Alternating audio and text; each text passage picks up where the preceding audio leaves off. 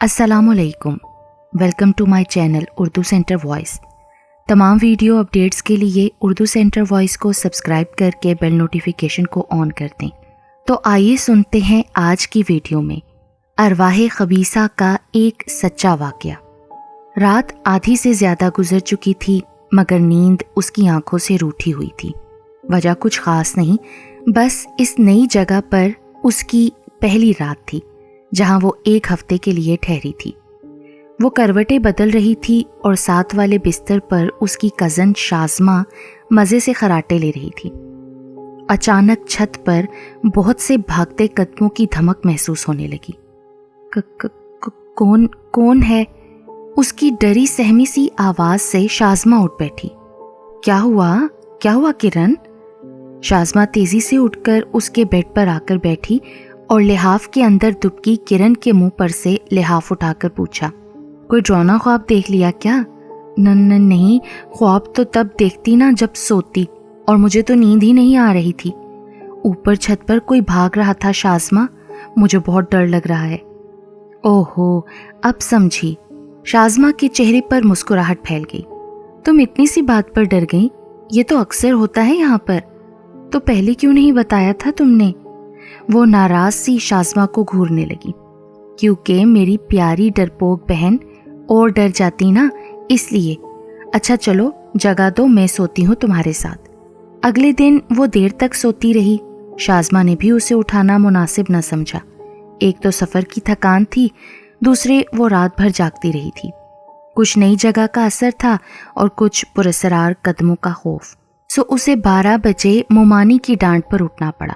भूख लग रही होगी, इसे उठाओ, बच्ची हमारी मेहमान है और सिर्फ एक हफ्ते के लिए आई है। उसामा की शादी की तारीख रख दी गई थी और शाज़मा के इसरार पर अम्मी ने किरण को कुछ दिन पहले ही भेज दिया था। मामू का घर कराची की एक कदीम बस्ती में था और अम्मी के नाना के ज़माने का बना हुआ पुरानी तर्ज का था। लकड़ी के दरवाज़ों खिड़कियों वाला बड़ा सा घर, जिसके ऊपर नीचे 6 कमरे थे, दालान और पिछली तरफ बना हुआ छोटा सा बाग। दिन भर हल्ला गुल्ला करते गुजर गया और वो रात की बात तकरीबन भूल गई। मगरिब के बाद रात के खाने का प्रोग्राम छत पर बनाया गया था।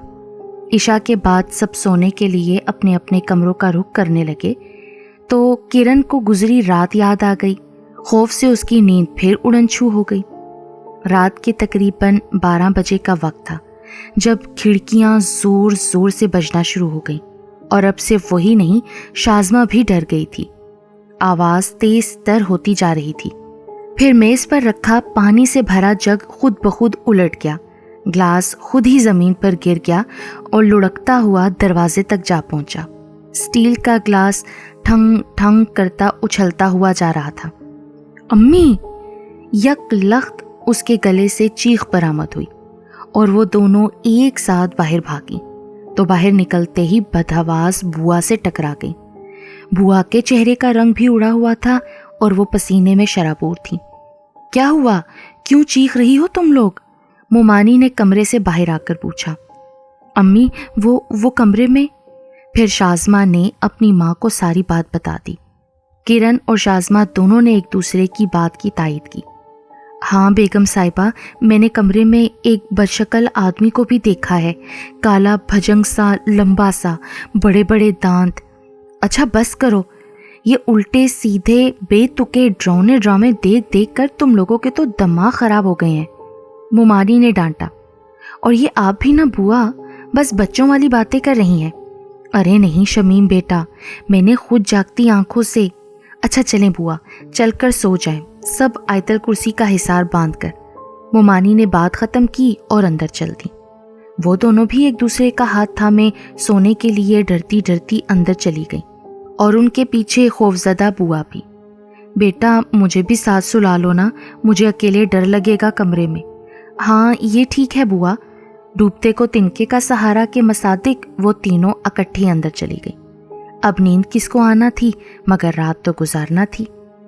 अगली सुबह नाश्ते के बाद अपने कमरे से तैयार होकर उसामा ऑफिस जाने के लिए सीढ़ियां उतर रहा था कि किसी ने जोर से उसको धक्का दिया और वो लड़खड़ाकर रेलिंग का सहारा लेने लगा। پھر بھی اس کا پاؤں پھسل گیا اور موچ آ گئی۔ یوں وہ آفس کے بجائے بستر پر آ گیا۔ سارے گھر میں پریشانی گردش کر رہی تھی۔ اب لڑکیوں والی بات میں کچھ نہ کچھ حقیقت دکھائی دے رہی تھی۔ ماموں بھی پریشان تھے، نانی اماں بھی پڑھ پڑھ کر گھر کے چاروں کونوں میں پھونک رہی تھیں۔ آؤ! آدھی رات کو کراچی جیسے شہر میں بھیڑیے کی آواز آنا ناقابل یقین سی بات تھی، مگر آواز آ رہی تھی۔ یکا یک کسی بلی کے غرانے کی آواز سے مومانی کی آنکھ کھلی۔ اس کے ساتھ ہی کچن سے برتنوں کے گرنے کی آواز آئی تو انہیں اٹھنا پڑا۔ جوں ہی کچن کی لائٹ آن ہوئی، کوئی سیاہ سایہ کھڑکی سے باہر کو کودا۔ اس کے ساتھ ہی ایک بڑے سائز کا چوہا کیبنٹ سے نکل کر بھاگا۔ اس کا رخ سنک کے سوراخ کی طرف تھا۔ یک لخت وہ نظروں سے اوجھل ہو گیا۔ شام تک تو موسم اچھا خاصا تھا، لیکن اچانک بادلوں کی گڑگڑاہٹ شروع ہو گئی اور اگلے 10 منٹ میں موسلا دھار بارش برس رہی تھی۔ لائٹ بھی جا چکی تھی۔ 11 بجے تک UPS نے کام کرنا بند کر دیا تو موم بتیوں سے کام چلایا گیا۔ یکا یک عجیب و غریب چیخیں گھر میں گونجنا شروع ہو گئیں۔ کھڑکیوں کے شیشے بجنے لگ پڑے۔ گھر کے تمام افراد لاؤنج میں اکٹھے ہو گئے۔ نانی اماں، ماموں، مومانی، اسامہ، وہ بھی سٹک کے سہارے نیچے اتر آیا۔ بوا، شازمہ، کرن اور چوکیدار بخشو بھاپا بھی۔ صورتحال بہت عجیب سی ہو گئی تھی۔ اچانک نانی اماں کو جیسے کچھ یاد آیا۔ بہو، کہیں تم نے باغ؟ پھر وہ کچھ کہتے کہتے رک گئی۔ جو بات وہ کہنے جا رہی تھیں اسے سن کر لڑکیاں مزید خوفزدہ ہو سکتی تھیں۔ پھر وہ جیسے کچھ سوچ کر اٹھیں اور کہا، بخشو ذرا میرے ساتھ آؤ۔ بیٹا تم بھی میرے ساتھ آؤ، اور بہو تم بھی۔ وہ چوکیدار ماموں اور مومانی کو لے کر باہر چلی گئی۔ اور تم سب یہیں پر رہنا، کوئی بھی ہمارے پیچھے نہ آئے، انہوں نے مڑ کر کہا اور لاؤنج کے پچھلے دروازے سے باغ کی جانب چل دی۔ باغ کراس کر کے تینوں کونے میں بنی اس چھوٹی سی کوٹھڑی کا جائزہ لے رہے تھے۔ بہو، تم نے اس کوٹھڑی کی صفائی تو نہیں کروائی کیا؟ وہ مڑ کر بہو سے پوچھنے لگی۔ صفائی تو نہیں اماں، بس کچھ فالتو سامان رکھوایا تھا، اور اس کے لیے اندر رکھے سامان کی ترتیب بدل کر تھوڑی جگہ بنائی تھی۔ تب بھی تو بہو، نانی اماں کچھ دیر کے لیے خاموش ہو گئیں۔ بیٹا، چونکہ میں خود بھی نگرانی کرتی رہتی تھی، اس لیے تم لوگوں کو اس کوٹھڑی اور اس میں رکھے سامان کے بارے میں کچھ خاص ہدایت نہیں کی۔ خیر، وہ ایک لمبی سانس لے کر چپ ہو گئی۔ اب جو ہو سو ہو، آگے کی سوچتے ہیں۔ کیوں، ایسی کیا بات ہے اماں؟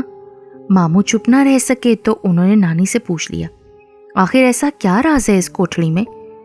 بیٹا، تمہیں یاد ہے تمہارے ابا کو عملیات کا کسی زمانے میں شوق تھا اور وہ رنگ برنگی کتابوں میں سر دیے بیٹھے رہتے تھے؟ ہاں اماں، اور وہ کچھ عرصے کسی عامل کی شاگردی کے لیے اس کو منہ مانگی رقم بھی دیتے رہے تھے۔ ہاں جی بالکل، نانی اماں نے جواب دیا، اور اسی بات کو لے کر میرا تمہارے ابا سے کئی بار جھگڑا بھی ہوا تھا۔ اللہ بخشے تمہارے دادا کو، انہوں نے ہی اس ڈھونگی عامل کو بھگایا تھا۔ تو بس اسی کوٹھڑی میں وہ عملیات کی کتابیں، مختلف جاپ اور منتروں میں استعمال ہونے والی ناپاک ہڈیاں اور حرام جانوروں کے جسم کے مختلف اعضاء وغیرہ اسی کوٹھڑی کے ایک کونے میں دفن کر کے تمہارے دادا نے اس کوٹھڑی کو تالا لگا دیا تھا۔ پھر برسوں اس حصے میں کسی کا کوئی کام نہیں تھا۔ وقت گزرنے کے ساتھ دیمک زدہ لکڑی کا دروازہ ٹوٹ پھوٹ گیا تو نیا دروازہ لگا دیا تھا۔ اب تالے کی کوئی ضرورت نہیں تھی۔ تمہارے ابا مرحوم کو گزرے تو زمانہ ہو گیا، اور اب چند دن سے جب سے تم لوگوں نے اس کوٹھڑی میں سامان وغیرہ رکھوا کر کچھ سامان باہر رکھوایا، کچھ اندر کیا ہے، تو مجھے لگتا ہے یہ انہی حرام جانوروں کی ارواح خبیثہ ہیں جن کی ہڈیوں پر جادو منتر کیے جاتے تھے، یا ہو سکتا ہے وہاں بسنے والی کوئی اور مخلوقات بھی ہوں۔ اب چونکہ تم لوگوں نے کوٹھڑی میں رد و بدل کی ہے تو وہ گھر میں دندناتی پھر رہی ہیں اور گھر کے افراد کو تنگ کر رہی ہیں۔ ایسا کرو، تم صبح کسی بزرگ کو بلوا کر پڑھائی کروا لو تاکہ گھر سے ان ارواح خبیثہ کا خاتمہ ہو۔ اب اندر چلو، بچے پریشان ہو رہے ہوں گے۔ جی اماں، ماموں نے سعادت مندی سے جواب دیا، اور دیکھو بچوں سے ان باتوں کا ذکر نہ کرنا۔ ٹھیک ہے اماں، صبح کی اذانوں میں تھوڑا وقت باقی تھا، لہٰذا نماز کی تیاری ہونے لگی۔ اگلے روز گھر میں ایک بزرگ کے ساتھ حافظ قرآن بچوں کو بلایا گیا، گھر میں قرآن خوانی کروائی گئی۔ ان بزرگ نے گھر میں پڑھائی شدہ پانی کو چاروں کونوں میں پھینکا، سارے گھر کے گرد حصار کھینچا گیا، سب کو باقاعدہ 5 وقت نماز پڑھنے کی تلقین کی گئی۔ اس کے بعد گھر میں کوئی واقعہ نہ ہوا۔ پھر وقت گزرنے کے ساتھ مومانی جان نے ہمیں یہ سارا واقعہ خود اپنی زبانی بتایا تھا۔ آج بھی جب مومانی جان کے گھر میں گزاری وہ بھیانک راتیں یاد آتی ہیں تو رونگٹے کھڑے ہو جاتے ہیں، لیکن میں اللہ تعالیٰ کا شکر ادا کرتی ہوں کہ ہمیں ان ارواح خبیثہ نے کوئی بڑا نقصان نہیں پہنچایا۔